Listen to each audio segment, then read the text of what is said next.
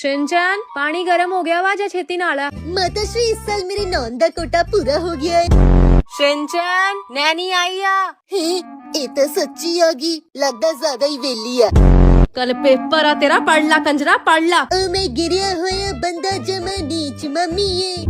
ओ तू कदों खाना वेस्ट करना छड्डेगा? दस तू कदों खाना वेस्ट करना छड्डूगी? होत्या मैं ओदी नहीं तेरी गल करदी पई आ। कदी सोचिया एग्जामां दे इन्ने नंबर किद्दां आंदे आ? सच्ची मैनू भी नहीं पता किद्दां आए। जिया है पंजाब